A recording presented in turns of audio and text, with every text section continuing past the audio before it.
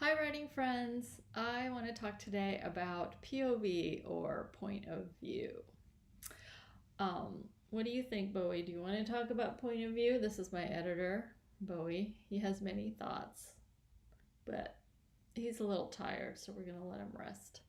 Um, my co-hosts on the Genre Hustle podcast, which is about writing speculative fiction, posted a episode 2 of season 2 in which we talk about POV. I was not there at the recording, so I wanted to record a supplemental piece because I have thoughts about POV. I think lots of writers do. POV is one of the most powerful tools that we have as writers. And it's also, I think, one of the most complex and the most interesting, which is why Genre Hustle did 2 episodes on it. And it apparently wasn't enough because I clearly have things to say. My point specifically is about third person, and it's about how we think of third person omniscient versus multiple third person POV, and so on. And my perspective is that get it? My POV. Okay, sorry. I make terrible jokes. That's just a thing. But my perspective on this is that definitions, such as the ones that we try to apply to things like POV, definitions are tools, right? They're tools for us to use. And so use the definition that helps you most as a writer and as a creator. And for me, trying to distinguish between this is omniscient, this is multiple third person POV, this is, close third POV, this is semi-distant POV. Like, to me personally, that's not very useful, and it makes me confused, and it's hard for me to wrap my brain around it. So I prefer to think of it in terms of psychic distance. Psychic distance is a term, it's a technique, it's a framework of analysis developed by John Gardner in his book, The Art of Fiction, Notes on Craft for Young Writers. It's a really wonderful book about writing fiction, and he breaks it down really beautifully and elegantly. And he talks about psychic distance as the distance that the reader feels from the story, right? And that's within the framework of John Gardner's sort of kind of ultimate goal for storytelling, which is that the story weaves a kind of spell, or he calls it a dream in his book. He says, fiction is a dream. And whatever works for you to sort of continue that dream for the reader is good writing. And whatever breaks that dream or jars that dream or upsets that dream or reminds the reader that they're dreaming and that it's not, that they're out of the dream, those are things to watch out for when you're writing. And I think that's a really wonderful way, especially for speculative fiction. I think that's a really wonderful way to think about, okay, all right, yes, there's squirrels outside. It's okay. We let them live. He's a killer. All right, so fiction is a dream, and POV is one of the tools that you can use to continue that dream. Yes, Bowie, do you have something to add to that? No, I guess not. Then I think we can start to think of how to wield POV most usefully, right, in your writing.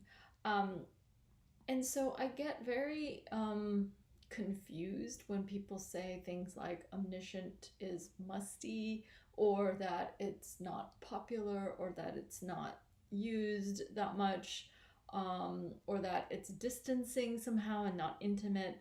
I don't find that to be true at all. First of all, omniscient is the sort of primary way that fiction has been written for hundreds of years. It is by far the most dominant POV in storytelling.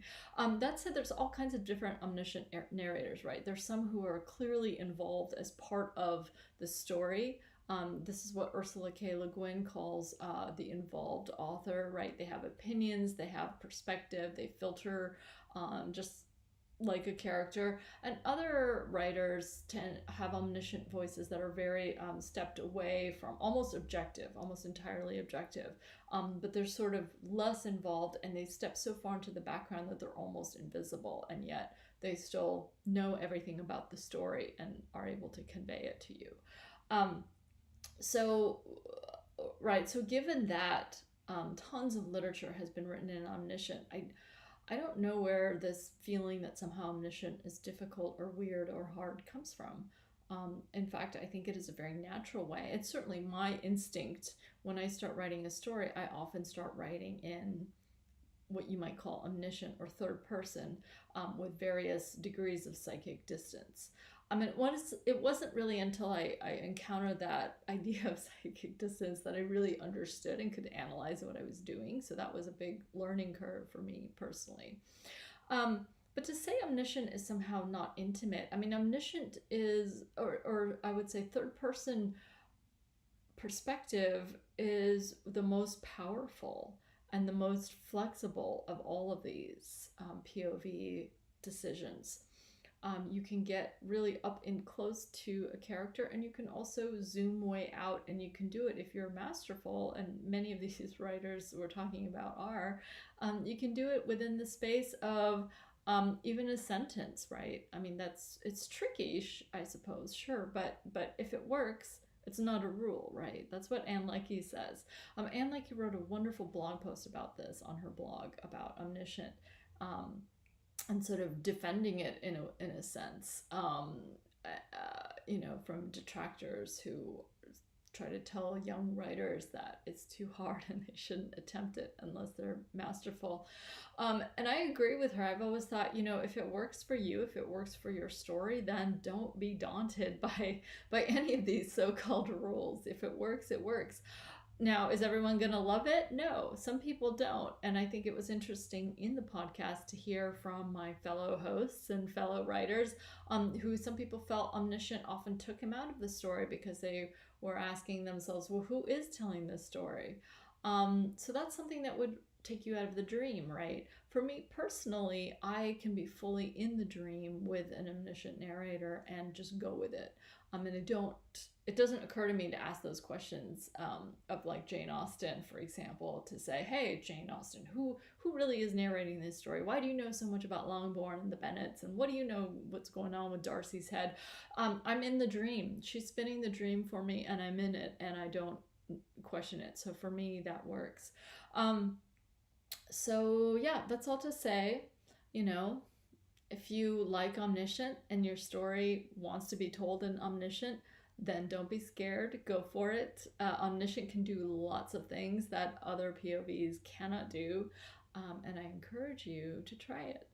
And Bowie encourages you to try it too. Okay.